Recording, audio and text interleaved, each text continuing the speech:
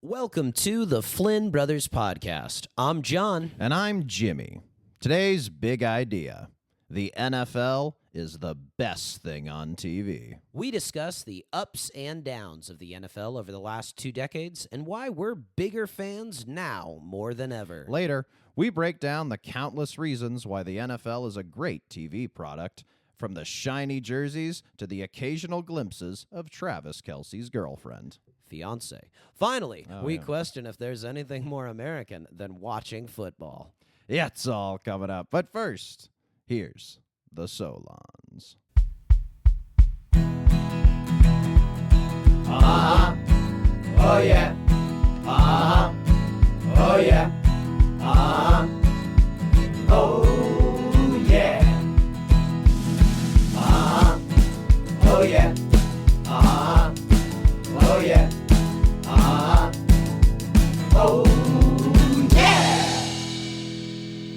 Well, it's football season. We're recording this podcast just after week 1 of the NFL season, and I suppose when this comes out, it'll be about week 3 or 4. But we're in football season. You like football season? Yeah, how about that last Sunday that we just watched, huh? The action, What boy. what a big play down the stretch Yeah. by that team. That Boy, was that was incredible. Yeah. But before we get into football, I want to go back and talk about basketball, because when we were growing up in the mid-'90s, basketball was sort of the big sport. You know, it was kind of the heyday of the '90s Bulls. You know, we were kind of born in the middle and then during their second three-peat.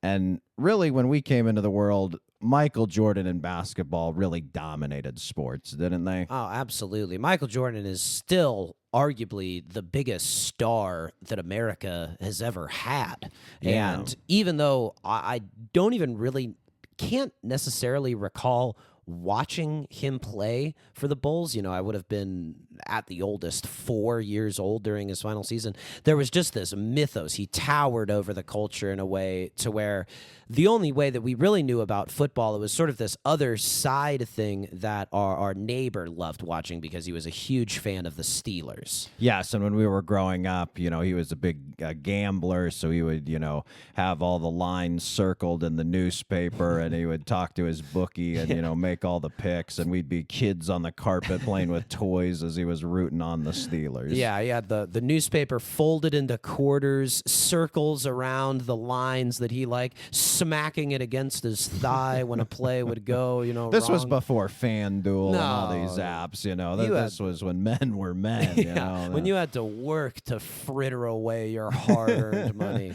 But, you know, a lot of people, like sports historians, will kind of point to, like, the 70s, 80s as sort of the time when, you know, football became America's #1 sport, and baseball kind of began to dwindle. And I really feel like 80s, 90s, it was kind of more basketball. I really feel like the rise of the NFL has been more post-Jordan and kind of the early 2000s. Like, as Jordan was retired, then on the Wizards, and then you have, you know, great quarterbacks like Brett Favre, yes, was on the decline, but then you have Tom Brady, Peyton Manning, and then later Drew Brees. You had really, really great quarterbacks. You know, our neighbor loved the Steelers. Those Ben Roethlisberger, Hines Ward Steelers were wonderful. The Donovan McNabb, T.O. Eagles. There were just so many great teams in the early 2000s. And that, to me, I think is kind of when, you know, the halftime shows at the Super Bowl were getting better. Ratings were going up and up. That to me kind of feels like ever since then, football has been #1. Well, to bring it back to our thesis statement, our big idea,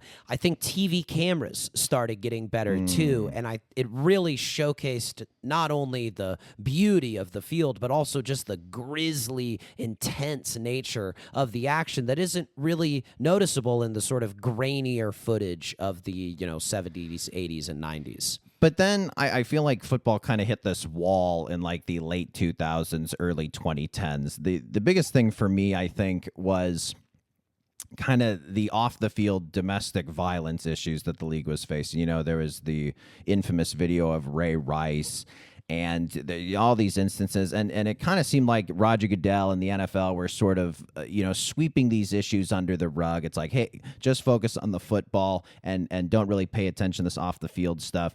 And I feel like that was kind of that, along with sort of like the Colin Kaepernick getting blacklisted by the NFL. That was kind of the late 2000s, early 2010s. We kind of were losing our interest in football a bit, wouldn't you say? Yeah, it was seen as sort of an immoral thing to root for or Right. to follow, like it said something negative about you as a consumer of television. In addition, there was this callousness assumed of you, the viewer, that you don't care these guys are getting concussions. You don't care that they're getting carted off the field every quarter.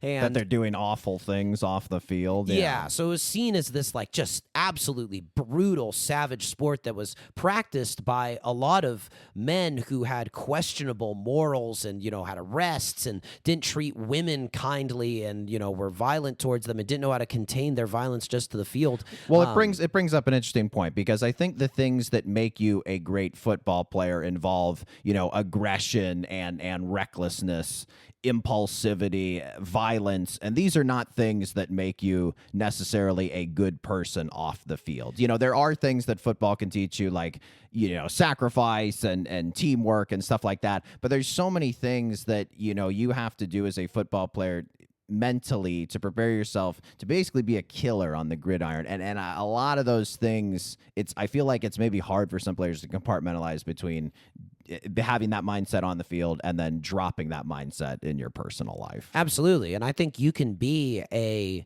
questionable figure off the field and be a exceptional player of the game. We're watching the Cowboys documentary as well right now, and there's a very famous defensive end, Charles Haley, who is, kind of a maniac, but really the player that takes the Dallas Cowboys of the 1990s to the next level.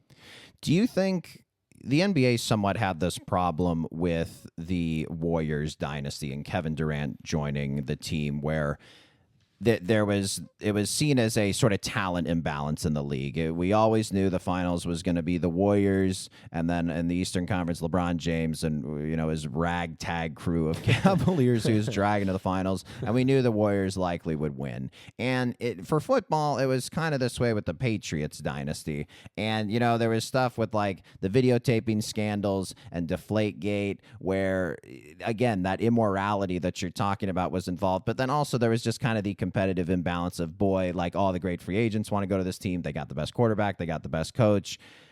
I don't know. Maybe it's a larger issue in sports where it's like, is it good to have like one awesome team? These are the teams we remember and like the ones that go down in history. But when you're watching it, I just don't know how fun that is. Yeah, I think it's what attracts the casual fan. But if Right. you're a real fan of the game, you want to see a variety of different styles. You want to see a variety of different people rise to the top. And I think what you're gesturing to with the NFL is the Patriots dynasty. Right. That also had a cast of characters who weren't exactly lovable. Like Bill Right, Belichick right. is this master tactician, but definitely willing to bend the rules, and was not exactly friendly or willing to let you in on the insights that made him such a great coach. Tom Brady. Hostile in press conferences. Yes. Yes, exactly. And Tom Brady, I think, also has the, now that he's won all the Super Bowls, he just kind of earned this begrudging respect from us. But it's just like another one of those guys who you're just like, this guy, like can you be handsome and also the best quarterback and, dating a supermodel, and, you just kind of get this jealousy of him. I think that people felt for him, and now we've kind of come around and just accepted his brilliance, and, there's kind of been a little bit of the stuffing taken out of him. But yeah, it wasn't something that, unless you were a Patriots fan, I don't know if people loved the Patriots era of dominance in the NFL. I mentioned this earlier, the kind of blackballing of Colin Kaepernick. I think hindsight being what it is, it's pretty clear he was blackballed. I mean, he was a quarterback who had taken a team to a Super Bowl and then, could not get a job as a quarterback in the NFL, a league where there's, 60 quarterbacks between starters and backups. And yeah, I think that put a bad taste in a lot of people's mouths as well. And, part of the, with the concussion awareness as well is, during that era, the NFL was doing some good things, like making some rule changes and kind of trying to curb some of that stuff, but it was kind of just not enough. It was a little kind of too little, too late, and they were just sort of taking half measures. So we were in this weird middle ground where we had this awareness. And then the fans were kind of split, where it was like, okay, either you're safety focused and safety motivated and you want more rule changes, or you missed good old fashioned gridiron football, skull to skull, using your body like a missile into another guy's weakest parts of their body. And I just feel like there was that awkward middle ground kind of in the 2010s, whereas now, because they've put safety at the forefront, it's helped offense look a lot better. It's made the game faster and safer, and it's just a more enjoyable product now than maybe it was 10 years ago. Yeah, I agree with that. I think it was kind of a growing pains from what the NFL used to be to what it is now, the premier entertainment product in the United States. And I think that it had a lot of ham-fisted attempts at player safety, as well as seeming like they were on the right side of social issues. When there was a lot of kneeling during the anthem, Jerry Jones famously went out with the team and was linked arm in arm and smirking at the camera during the national anthem as he took a knee, which is just this like totally muddled messaging. But there was this attempt by the NFL over many years to change its image. And at first people were, critical of it and saying that it's cynical or that it's just for show, but they just stuck with it. And I think now people don't, the associations with the NFL aren't that it's such a violent sport, aren't that the owners are so evil that you can't watch this sport anymore. It's gotten to an acceptable level where you can feel all right enjoying the product. I think part of it, too, is, which we've talked about before on this podcast with horse racing or anything else, eating meat, you got to justify your pleasures. And I think for a lot of people, now that there's this awareness of traumatic brain injuries in football, it's like, hey, if you sign up to play, you know the risks. And if you make the agreement, then you make the agreement and you're in. And I just think that's kind of part of it is you just sort of justify the pleasures. Like the NFL now owns part of ESPN, right? ESPN is supposed to be a journalistic network that collects news and reports on the NFL. So imagine the conflict of interest of an NFL owning an ESPN. And it just goes to the point that, okay, another criticism people have is the NFL is profit motivated, right? You have it's dangerous and it's profit motivated. And I think everyone who's a fan of the league would say, yeah, so. And I think that's like, if you're going to enjoy the league, you just got to kind of swallow those bitter pills. That, and I think the product has gotten to the point where it's better than ever. I would argue, particularly with Patrick Mahomes, but also Josh Allen and Lamar Jackson. You have three of the most talented men to ever play the quarterback position, playing it in a way that has never been played before. And this has had sort of a trickle-down effect to other quarterbacks. Not that, every team has a great quarterback, but there is a lot more talent at the position, I think, nowadays than there typically has been. And guys are capable of doing more things. Analytics has entered the game in a somewhat positive way, where now we're going for it on fourth down, and there isn't so much of this just like, a run play for 2.5 yards three times in a row, and then there's a punt. There's a lot more of, throwing the ball downfield, trick plays, all of these inventive approaches to the game that also is probably influenced by how many people grew up playing Madden and dreaming of the different inventive ways that you can play football.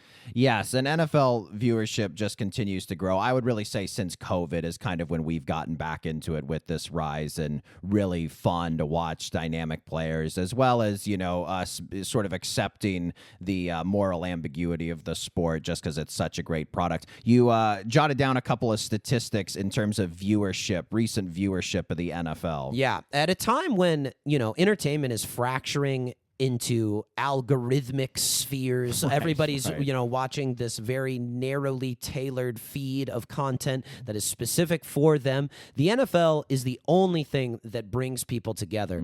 An average of 17 million people watch per game, when that can get, much higher for marquee matchups in the Super Bowl. Super Bowl's often like 120 million plus, I think. Yeah, just, like that. Unthinkable numbers. Nothing else comes close. In 2024, 72 of the 100 most watched broadcasts were the NFL. And this was an off year because of the election. So multiple debates cracked to the 100 and, other political events. In 2023, it was 93 of the top 100 most watched broadcasts were NFL games. 93% of the most top watched broadcasts were NFL games. How about that quick math? 93 out of 100, 93%. That's not bad. That's really fast and really impressive. It's funny, you and I, growing up, I enjoyed the Raiders, the aesthetic of the team. They were in Oakland. I liked Rich Gannon. I liked older Jerry Rice being on the team. Yeah. The Niners were crap when we were young. They had come off kind of the Steve Young Super Bowls, and it just were basically in hell until kind of the Colin Kaepernick, Jim Harbaugh teams. As of now, I would probably say, because the Raiders have moved to Vegas, I'd probably say I'm lean toward being a Niners fan. But you and I joke that there's that meme of Rob Lowe, and he's wearing like a hat that just has the NFL shield on it, and that's kind of what we are. We're just fans of the whole league, aren't we? Yeah, I mean, just seconds ago, we're, again, watching this during the beginning of week 2, or recording this during the beginning of week 2 of the football season. We were watching the Green Bay Packers and the Washington Commanders, 2 teams you and I have absolutely zero investment in, but it is just the best thing to throw on TV. You can pay complete attention to it, or you can have it on in the background. And I think just pretty much every game, too, there would be games that seem like, oh, this is a dud, this is a blowout, this other team is completely steamrolling the other, and then 2-3 plays, bing, bam, boom, the game's right back in it, and it seems almost rare that a fourth quarter isn't exciting, that there isn't something on the line, whereas I think with baseball and basketball, there is certainly a sense sometimes like, oh, this one's done, this one's over, no sense in watching the end of this game. For sure. There's a lot of things, too, that make the NFL more exciting for viewers, fantasy football being at the top, as well as the sports gambling. Every ad break, you see 2 or 3 sports gambling ads. And these things are all well and good. You and I play fantasy football. We don't really sports gamble, but these are things that make the game more exciting, we will admit. But for us, again, the theme of this episode, we appreciate the NFL as a TV product, and we believe the NFL is the best thing on TV. We're going to take a quick break, and when we come back, we're going to tell you the reasons why the NFL is the best thing on TV.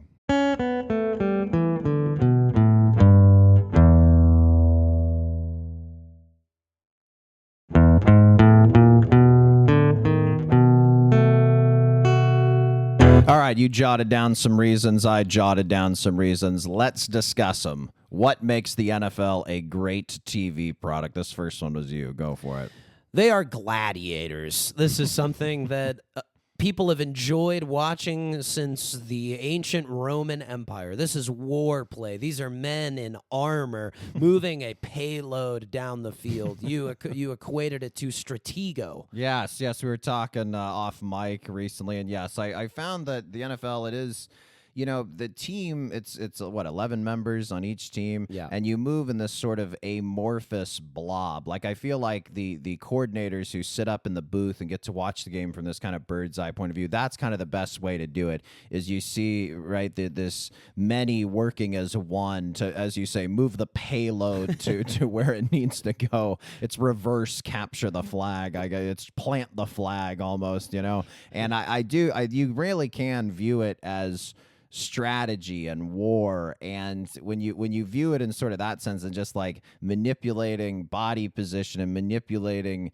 the real estate of the field to get a leather ball where it's got to go, just the simplicity of that, but then also the complexity of all the different schemes and plays, and like you mentioned, how today's game is so dynamic and all the trick plays and everything. It really makes the game fascinating when you understand it from almost like an academic perspective. Absolutely. I don't think we've, as fans of sports, ever been more informed about the way things are happening on the field or on the court. Any sport you want to do, there's just more knowledge out there. The other thing that I think is especially unique about the NFL is the variety of athleticisms that are on display. You have obviously the quarterback, who's pretty well rounded, tall, can just throw the ball an absolute mile. You have the running back, who is, preferably about 5'6", 250, just a bowling ball.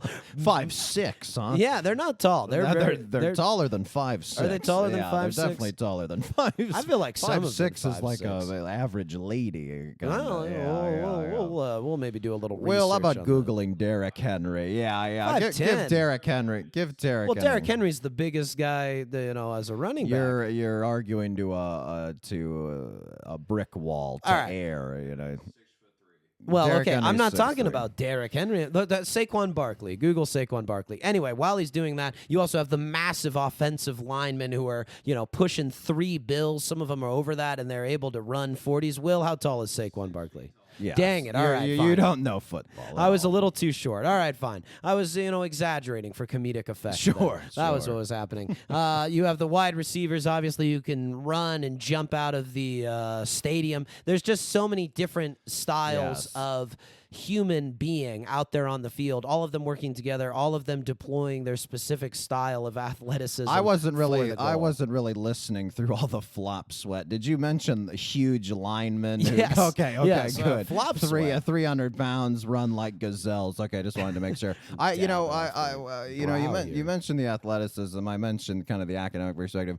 To go back to your original point about these guys are gladiators. They wear gladiator helmets. They wear armor. They throw their skulls into each other. That is the appeal of football. It's violent, but not too violent. It's strategic, but you don't have to work your brain too hard. It just is perfectly digestible entertainment. Yeah, I think they've toggled the dial on the violence to just the right amount. I mean, you're still getting big hits, but no longer are guys getting depleted or just patently dangerous things happening out there. But at the same time, I mean, we saw it with DeMar Hamlin. Like, there is the very real risk that you are engaging out there on the field, and you are also taking your future and putting that at risk as well. I mean, CTE is still at a very high level, but at the same time, I think we've accepted these risks because there is no glory like the glory that can be attained on the football field. Yes, it is the glory that only Maximus from Gladiator is tasting. Yes. Well, I mean, look, it's the exact same reward. When Maximus returned victorious, they threw him a parade through the streets of Rome. Ticker tape. That's what happens for the victorious Super Bowl winner. Well, you mentioned gladiators. I'll give you another G word. It's what I like about football on TV. The grass. I know it's a very simple thing, but there's just something about, ever since these HD cameras came around, there's just something about, remember when the HD cameras came out and people had HD TVs, and the big thing they'd tell you when they were watching a football game is, look at it, you can see every blade of grass. Every blade of grass you can see. And I do love that. There is just something about the green. It's just so inviting. It's so friendly. I love the NBA, but one thing I do not like about the NBA is the courts are this dull, boring brown, and then sometimes they have these fluorescent lights, and sometimes the wood of the court will be a really light shade, and it just looks terrible under the fluorescent lights, and the ball can sometimes blend in with the hardwood. And it's just not very dynamic visually. Me personally, basketball is my favorite sport, and I like watching it probably the most. But in terms of a television product, which is our focus here, the NFL just with I think it's not only the grass, but it's also the jerseys on the grass, right? Like you can just picture in your head the Cowboys and the blue and the silver and the white, and the 49ers with the red and the gold, and it's on the beautiful green grass, and the superimposed yellow line for the first down, and the white yard markers, and it's just beautiful. I mean, it just is a visual feast every time you watch a football game. Couldn't agree more. The other thing, critically, most of the time, the NFL takes place outdoors, which gives it that extra rich sunlight quality, or the drama of being at night or in the rain or in the snow, just all of these different things that add another element. And I think going right along with that is obviously the camera work. I don't know that there's better camera work, in Hollywood, in multi-million-dollar budget films. And this is live. This is spur of moment. This is action. There is such a rare moment that is not captured by a camera. I mean, we had the very first moment of the football season was Jalen Carter spitting on Dak Prescott, and they had a camera that saw the spit fly in slow motion. Yeah. I mean, the It camera was like is Zapruder Yes. footage. If you look at it too, like almost you're a cinematographer, you have these sweeping crane shots, you have drone shots, you have this like gritty handheld work where they're like running with the players on the field, after the game. You have this cool shot they've introduced in the last couple of years where it's like super, super detailed. It's almost like portrait mode on your iPhone, where it's kind of racked focus and then the center is really in focus, and it makes it look very, very cinematic. And it just seems like every year the NFL has some new camera innovation or some new cool graphic trick. I mean, Fox Sports for years has had the robot, running there on screen. That never gets old. No. I mean, they just really anytime like baseball or the NBA try to replicate it, it just feels cheap. It's like they got the knockoff, Target knockoff brand version of the camera work or the graphics. It just doesn't ever really hold a candle to the NFL. You could just get closer to the action too. I'm not the bird's eye cam, the sky cam, the thing that hovers right above the quarterback and lets you survey the whole field. That is the best perspective on any sport that there is. Baseball, it's so far away. Basketball, it's so far away.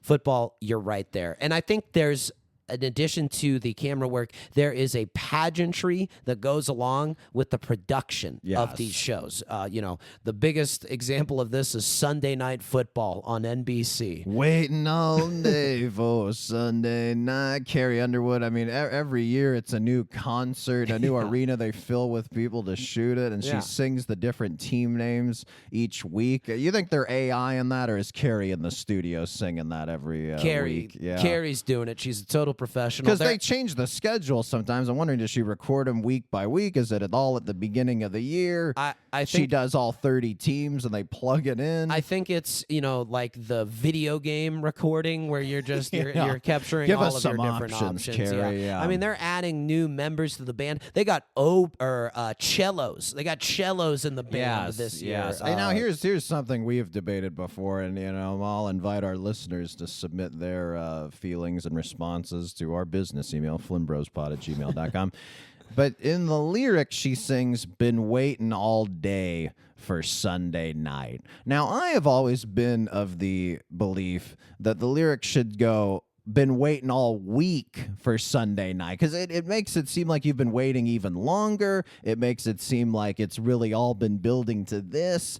You waiting all week, you get kind of that alliteration with the W's. I get waiting all day. You get that assonance. That's also, as songwriters, this is our bread and butter. Yeah. But me, I find the waiting all week, that alliteration, I think that's a touch cloying. It's a little cloying. I think the idea that NBC is going for is, you've watched the other games on the other stations all day. This is the game you won. This is it. I think you mentioned the pageantry, that there is so much soap opera-ness. That's not a word, but the NFL is soap opera-y, and I think part of it is because the season is so short. I think the short season is really what makes the NFL great. I think most people would agree with that who's a fan of the NFL. They've talked about shortening the baseball season. They've talked about shortening the NBA season. I don't really think that's ever going to happen because of all the money involved, and frankly, I kind of like long seasons of both. Baseball should be a long season. It's not as physically demanding as football. It's a lot of chewing on zins and kicking around the outfield, right? Yeah. And then basketball, you got bigger teams, you can sub in and out.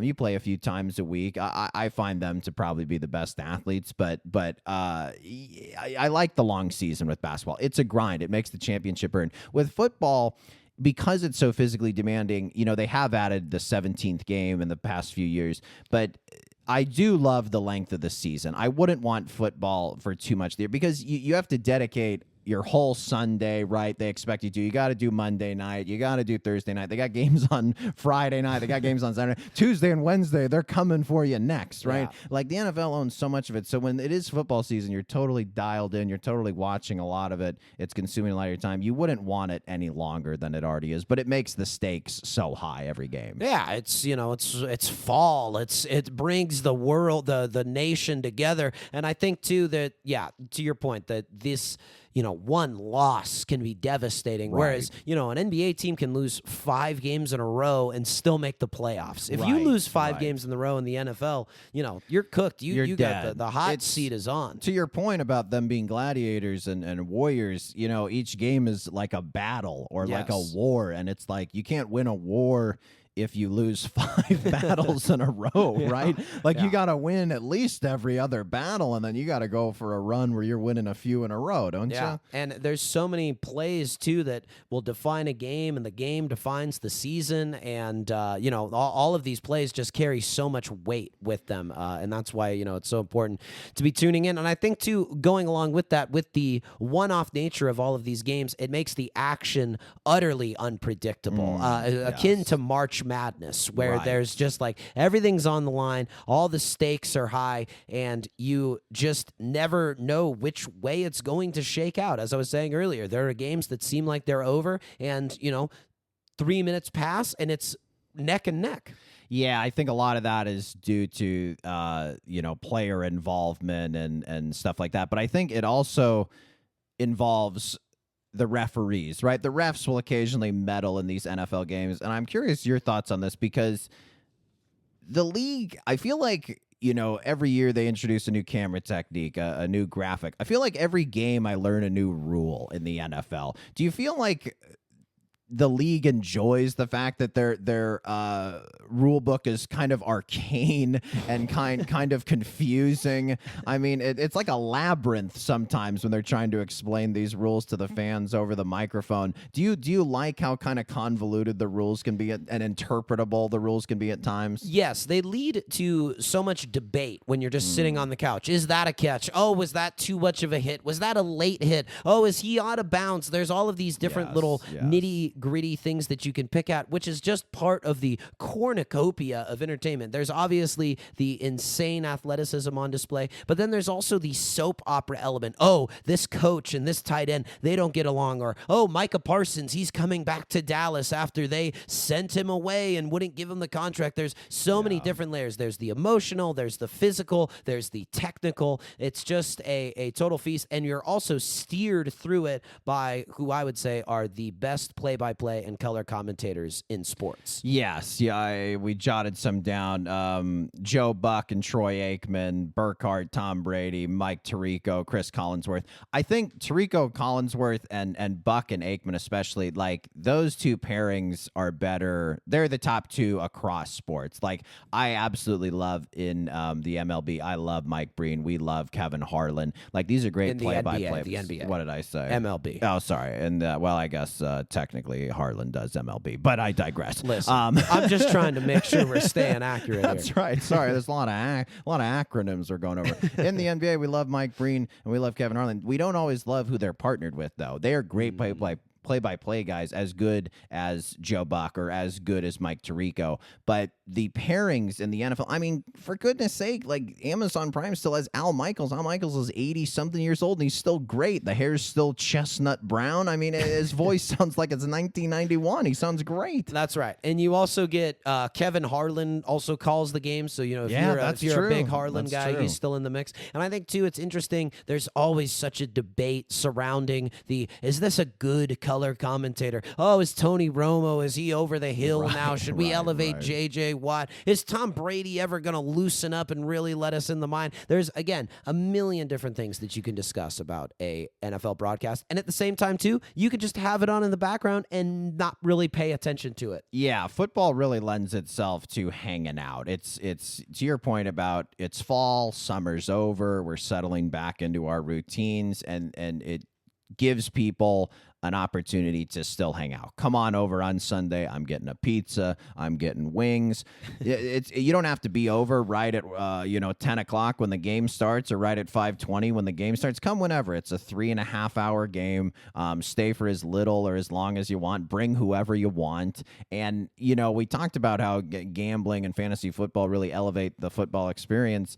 It's just so much of what I look forward to when I watch football is like, oh, we're going to a sports bar and to hang out and knock a few back and have some wings, or oh, we're going to such and such's house. Haven't seen them for a while, and we don't really care about the game, but we get an excuse to hang out. It really is like one of those things that it's one of the few things that still brings people together. I think that's the critical point, because it's so hard to just say, hey, buddy, come over and sit on my couch and we'll talk. Yeah, or we'll watch a movie. Yeah, it's like, what if the movie sucks? Right, but it's like, what you really want with the football game is, you having the person over, let's watch the game. Oh, you brought food, great.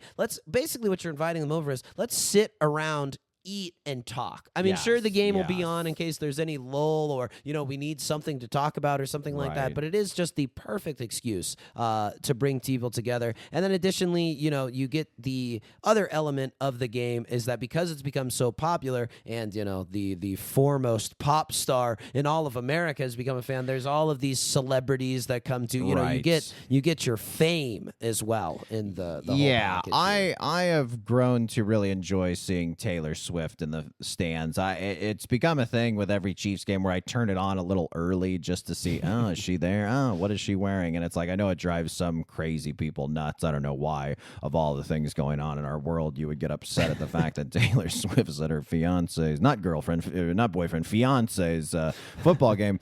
But yeah, it is great. I mean, I think there is, because football is a little more, it has a little more mass appeal. They've toned down the violence a little bit. They've toned down some of, the political instability that was occurring, that it's a little more fashionable to be outward in your fandom as a celebrity regarding football. And yeah, it really does. I mean, NBA has always been great. Like, it's always cool watching games at Madison Square Garden or Staples Center or whatever the hell it's called now, and seeing Denzel or Leah or Nicholson in the old days. But football now especially, it seems like the hot ticket, doesn't it? Yeah, I mean, listen, if it's bringing together the top of celebrities, it's also bringing together people who, are extremely working class, or, even lower than that. It's every single American likes it. And I think in comparison to some of the other major sports, like baseball has a lot of people who play baseball who were not born in America. Basketball as well has a lot of people who play the game, as particularly at the highest level, who were not born in America. NHL has a ton of Canadians. Football still is largely Americans playing the game. And it's largely Americans watching the games. I think there's a theory in this book that I'm reading that human beings are only really capable of holding about 150 people and the social relationships and the constructs in their head as something that is real. And the rest of our bonds, such as us, that we live in Los Angeles or that we live in California, and even on a larger sense that we live in America, is something that's all sort of collectively in our imaginations. And one of the few things that I think actually brings people together and, makes us American is that we care what happens with these mercenaries who play for these teams owned by billionaires that purportedly represent cities. We care what happens when these teams face off against each other. What was the name of that book you're reading? It is called The Dawn of Everything. The Dawn of Everything. Got an author handy or no? It's by two guys named David. Okay, all right. No worries. Two guys named David wrote the book. I just want to recap really quick for those who are just tuning in. We're live here. Who knows when people start listening to the podcast? But I just wanted to go through all the things that make the NFL a great TV product. Gladiators and war, the grass, the jerseys, the camera work, the slick editing and graphics, Carrie Underwood, the fact that it's a short season, the fact that it's utterly unpredictable action, the fact that it has an arcane rule book, the fact that it has great play-by-play and color broadcasters, the fact that the experience lends itself to hanging out, eating food, and drinking adult beverages, the fact that you can see Taylor Swift and other celebrities, the fact that it's, violent, but not quite as violent as UFC, other stuff like that. And then to your point, it brings people together. I mean, that is unbelievable, the laundry list of reasons why the NFL is the best thing on TV. I mean, what other thing could you sing the praises of and list that many things? Truly. Absolutely nothing. There's no other show that everybody would drop what they're doing and many of us watch for 6 to 8 hours once a week and peppering in a couple other days to boot. Is there anything you could possibly imagine doing for 8 hours once a week? Nothing that I can mention on the podcast. Oh, goodness. Uh-oh.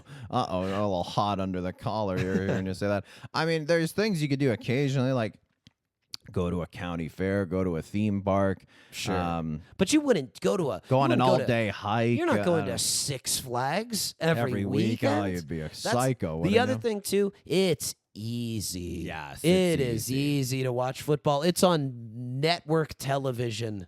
It's on Amazon. Everybody's got Amazon. You know, we got to get Carrie Underwood to sing a little intro song for the Flynn Brothers podcast, so we could maybe title it something like "Waiting All Day for a Tuesday Morning." You know, when the pod drops, Right. Isn't that good? I almost not? said Thursday. Maybe we're currently recording on a Thursday. I'm thrown off. We're all off on our schedule. Well, you let's, know? as if I may, a slight tweak. Yeah. Waiting all week. Oh, week. For See, now Tuesday morning. that's something I can get Now behind. we're there. All right, we're going to take a quick break. When we come back, we're going to try to think of other examples of the best thing on TV.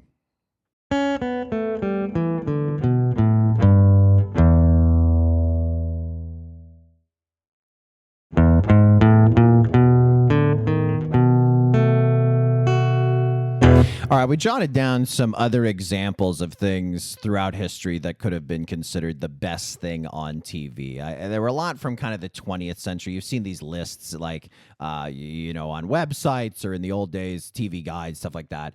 Tonight Show with Johnny Carson, I think for a long time was the best thing on TV. And then, you know, before that, the big show was the Ed Sullivan Show. I think, you know, for a lot of the 20th century, most people would probably say those were the best things on TV, right? In terms of, especially in terms of like things the whole family gathers around and it brings people together. Yeah, right? yeah, I think that is definitely correct in terms of, you know, there was a monoculture that doesn't exist anymore. Yes. You know, three channels on the TV, you know, you've heard your grandparents talk about. Some of our favorite sitcoms throughout history that I think have qualified as best thing on TV, going way back to the 50s, The Honeymooners, which we watched during COVID, really brought us out of some dark periods. That is a show that really holds up well and really can put a smile on your face, as well as I Love Lucy. Oh, you watch either of those two, and you're just like, oh, I see where every sitcom got all of their ideas. Yeah, like, exactly. Yeah. Literally, there isn't anything almost that any sitcom, Yeah. other than the next two, Seinfeld and The Simpsons, which we've mentioned,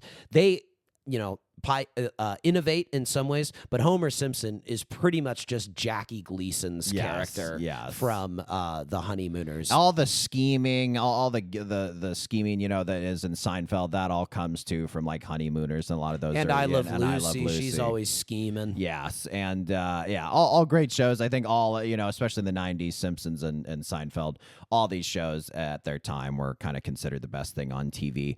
There were a few recent examples I wanted to go over. Staying in the world or going to the world of sports.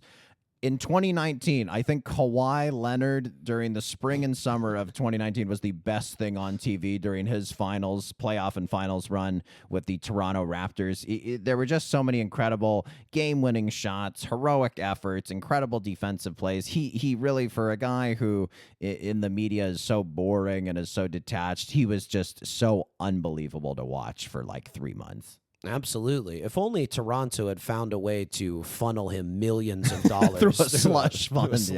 Allegedly.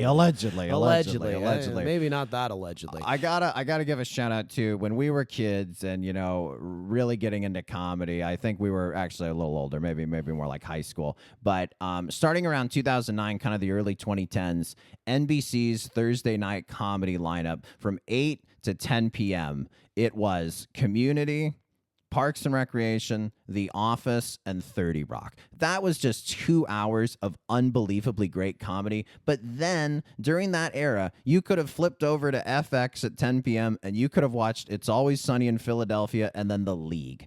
which is 3 straight hours of great content. And these are all shows I have rewatched a bunch of times. I still watch. They still hold up. They're so hilarious. All of them have hit such high highs.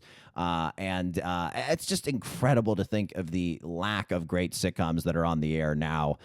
And back in those days, you could have watched 6 in a row that were incredible in one night. Truly, truly remarkable. The closest thing I would say to NFL action in terms of I'm planking my tush 3 down on hours, this yeah, couch and I'm yeah. not moving for 3 hours. I think AMC for a while, was considered kind of the top prestige network with Mad Men and Breaking Bad, especially that last half of the final season of Breaking Bad. That was very much a television event where I remember our whole family watching every episode every week when it aired. And it was kind of one of the last shows I remember people watching as it aired. Totally. Yeah, that does not happen anymore. And then I would say you especially feel this way. Best thing on TV, anytime there's the Summer Olympics. I know you really, that is something where you could watch that for 8 hours with all the coverage and recaps and different sports. That is something you could really plant your tush down on a couch and watch for a while, isn't it? There's pretty much no bad sport to me during the Summer Olympics at all. I mean, I'm also a somewhat fan of the Winter Olympics, but the Summer Olympics, there's just something about anything that brings the world together. Kind of part and parcel with this, I'd say, is the World Cup, where you have just anytime you're bringing the entire world together to see who's the best athlete, I'll tune in. I'll give it a look.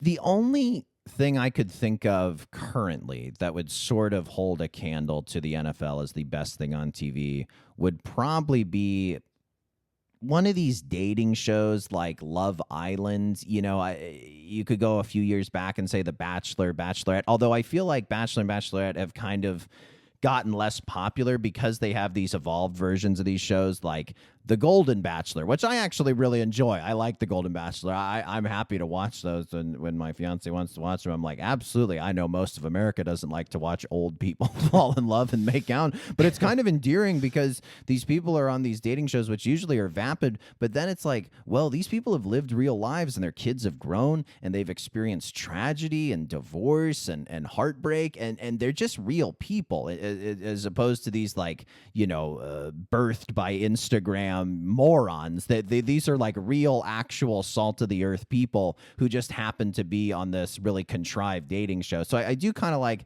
Golden Bachelor. There's Bachelor in Paradise, which is kind of the messy version of The Bachelor. Then I haven't really watched Love Island. Do you know really anything about Love Island? Just that it's trashy. I know, but for a lot of people, I mean, I think, probably more women watch Love Island than they do the NFL, and I would get in terms of a percentage, but I would guess, the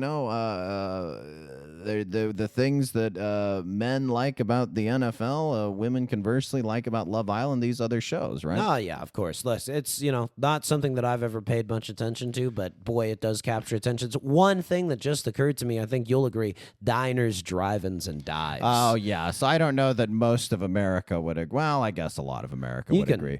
You can throw diners, drive-ins, and dives on. Anyway, I will agree that it's not something that would necessarily bring people over to watch as a communal event, but if you throw it on when anyone's at your house, it is perfect background. Hey, something to kind of talk about and watch, or also not watch. Hey, come over on Friday. Let's watch the diners, drive-ins, and dives marathon. That's always on the Food Network. All right. Well, we want to wrap up here with a little game. You thought of this question just before we started taping. Is there anything more central to the American identity than watching football? And I jotted down a couple, and you jotted down a couple, and maybe we'll discuss. That sound good to you? Yeah, I have a slight tweak on it later with the lightning round. I think are these things more American, less American, or equally American as football? So let's start with the central to the American identity, though, idea. I jotted this down. Going to a theme park / going on a cruise. That is pretty American, I feel, is you're going to be entertained. You're going to get this kind of full service treatment. You're going to feel like a child. You're going to be surrounded by a lot of people from all walks of life, as is the beauty of America, for better or worse. what do you think? Is going on a cruise, going to a theme park, is this at least on par or even possibly more central to the American identity than football? I'm saying less because certainly more people have watched a football game than have done these things. Right. Also, people from other countries do these things. Yes, and they arguably love it more than we do and cherish it more than we do. All right, fine, fair enough. How about this one? I kind of combined a couple because, you know, people will say, like, as American as a hot dog or apple pie or something like this. So I kind of was trying to stack the deck. Is football more American than eating a hot dog at a 4th of July barbecue? You know, that's I don't feel like I've really had a successful 4th of July unless I've killed a dog. Yes, I mean, especially I could have added fireworks popping off in the distance. Chinese invention, though. Yeah, that's true. And you know, the hot dog, is that more German? Yeah. But what's more American than taking some other country did and immediately claiming it as your own? I think eating a hot dog at a 4th of July barbecue, that might top football. Just plain old watching football, it might top it a little bit. But that's a once a year thing. We're talking central the American idea. If we're just going to say no to every single one of these, though, I'm curious what the point of this exercise is. You know what I mean? To crown football is the most. If I'm just lobbing tennis balls and you're spanking over the net. How about this? Playing baseball as a kid. Now, that to me is about as American as it gets. Playing in the street, playing in Little League, playing in the recess yard, whether it's stickball or you got a nice set of equipment. That to me is about as American and nostalgic as it gets. Huh? Stickball. You're in the street of New York City in the 1930s. Yeah, I'll give this one. Playing baseball as a kid. I think pretty much every American gives baseball a shot. At one point. I think so. Yeah. We'll give the playing baseball is good. All right. We talked about Costco in a recent episode, and I wanted to do an apple pie one. So how about buying an apple pie at Costco? Yeah, I'd say it's up there, I don't know that that's central to the American identity more so than football, but it's a good transition into, is it more American than football? Buying an apple pie at Costco, I would say, is more American. It's funny, too, because the apple pies at Costco are, you know, lowercase f, fine. Yeah. And, you know, if anything, you're getting a good value. You're getting a huge quantity. So that to me is very, very American. I don't know that I would quite say it's more central to the American identity. I don't know if as many people have done the apple pie purchase at Costco as they have watched football. But I definitely think playing baseball as a kid, that was one where I thought of that and I was like, boy, it's really tough to top that one. You know what I mean? Yeah, the sun going down, you're walking home sweaty in your uniform, your cleats. You know what I loved? Clacking on the sidewalk. When we were kids and we'd play sports in the street and a car would come by. I remember kids, they'd always yell, car, and then you'd have to get out of the way, and then the car would kind of wave, you kids playing baseball or football or whatever. Boy, I really missed that. I was driving the other day, and some kids were playing, and I gunned it. No, but they yelled out car, and I was like, oh, man, it reminds me of those days, you know? It's some things are universal, you know? Yeah, you're either the kid in the street or you live long enough to be the one driving the car. Villain, yeah. All right, here we go. These are my trying to think of things that are more American than football. This is a lightning round. Okay. I want you to go gut. More, less, equal. Okay. Ready? All right. Mustang. A Ford Mustang. Less. Less. Okay. I would. Here's the thing, though. The Mustang is sort of like the NFL in terms of, in the old days, it was really cool. Then there was a period in the late 2000s, 2010s where it was hideous and not great, and I lost interest. And now I kind of like Mustangs again, although they've a lot of them are like electric and like SUVs. Yeah, they're like a hatchback. Yeah, the hatchback. They've really gone to this weird place. So I will give the nod to football. Mustangs are less American. They haven't quite had the lasting power, if you will. The lightning round is off to a hot start. Route 66. I'd say equal. I would guess Route 66 predates right? Football. You for could sure. maybe even say the highway system in general. A diner.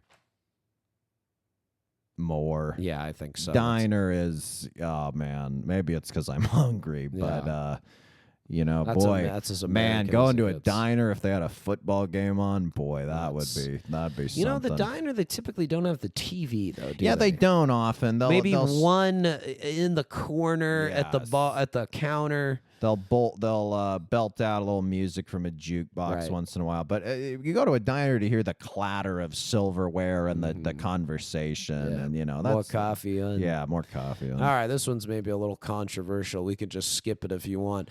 Nuclear bomb. Oh boy. It is. It's American. Certainly, it is American. However, there are Other countries. with it. countries with nuclear bombs. I mean, I'll tell you what, dropping it is definitely American. You know, it's certainly we're in controversial, albeit, you know, just brutally honest territory. But feels too trivializing to pick an answer. So I'll go NA. skip. NA. Skip. Okay, the lighter now. The bald eagle. Oh boy, I mean, more right? More, The bald sure. eagle. It's the symbol. It's the country bird, isn't it? Yeah. It's the The country bird. Is that what they call it? The The national bird. I Yeah, think. yeah. Sorry. All right, here we go. Jazz. Oh, Les, who cares? No. It, I would Maybe say its at one- origins, its history. yeah, perhaps. so I would say at one time it was certainly more, but here in the year of our Lord 2025, boy, there ain't many people who give jazz the respect it deserves. So I think to you know, Joe American, it's football is more American. It's been spread around the world quite a bit as well. Right. All right, here we go. BBQ. Equal, I'll say. They kind of go hand in hand. They're both great. They both bring people together. Great. You know, the rule of three. George Washington. I'll tell you what, man, he would have loved football. I Oh, think on our yes. Washington Franklin Right. episode, you talked about how George would have been a good quarterback. I think Great. that's true. You know, he was 6'4", 6'3", something like I that. say more like 6'1", but Yeah. you know, adjusting for inflation. I That's don't. like 6'5". I don't know why I'm asking you a height question. You thought running backs were what was it, 4'11"? George Washington was 7 feet tall. All right, here we go. A cheeseburger. Oh, I don't know that I answered Oh, that did one. you? I don't know that I answered that one. Washington is more American. More, yeah, well, yeah. I don't know. Why would? How can you say that? Oh, he's on the dollar. He's on the All right, dollar. it's more. You know, it's more. what's more American than the almighty dollar? Huh? It's more. A cheeseburger. Oh, well, again, a German invention. Oh yeah, sure. Probably more. I mean, McDonald's. My goodness. I mean, that maybe should have been my McDonald's cheeseburger. I'll yeah. specify. Yeah, I'll say more. More. I'll say more. Yeah. last one. Elvis. Oh man, what Elvis we talking? In his prime, Elvis. Bye bye Birdie. Going to war, Elvis. Fat Elvis. I What think are we talking the about? entirety of Elvis, All of Elvis is the is most American thing maybe warts that's and all. ever existed. Yeah, I would say Elvis might. Yeah, if I were to ask Elvis, are you more American than football? He'd say, yeah, I'm the king. And I'd be like, all right, you win, Elvis, you know. I don't know how I'm gonna top that. So Yeah, why don't so you I get us guess out of here? Get us out of here. All righty. Well, please subscribe, comment, and leave a rating. Send questions, comments, or big idea suggestions to our business email, flynnbrospod@gmail.com. Thank you to our producer, Will Slade, and we'll see you next time on the Flynn Brothers Podcast. Take care, buddy. Buddy, you take care.